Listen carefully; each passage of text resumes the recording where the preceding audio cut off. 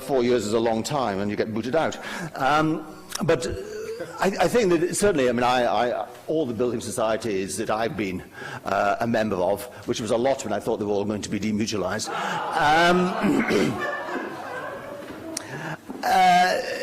the board was not really a hotly contested election, and even if there were more candidates than places, it was pretty obvious who you were meant to vote for on the voting slip.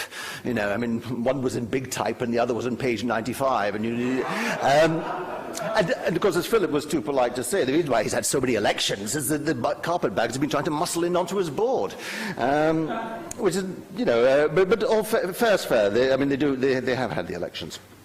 So, can I just mention LCH, London Clearing House, which was one of Dan's examples he wanted to comment on. I think the interesting thing here is his argument about exchanges versus, you know, can you have an exchange shareholder and a member shareholder? And will they get into conflict? I think in LCH's case, they're managing that because they are paying off the major exchange over time. It was done on a deferred purchase. They've only got to find 200 billion euros of profit over the next 7 years, and they can pay off the deferred stock. And Euronext will fade into the sunset. In fairness also to LCH, they did get lumbered into a deal by Euronext with the Dubai Stock Exchange, which I'm sure you're all very familiar with.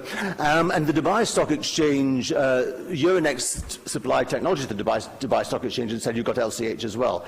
LCH pulled out of that because they reckoned there was a conflict. So they are still exercising their independence. But the interesting thing is, if you take the stock exchange, which Dan mentioned, the stock exchange was a public company when it got a bid from the Germans.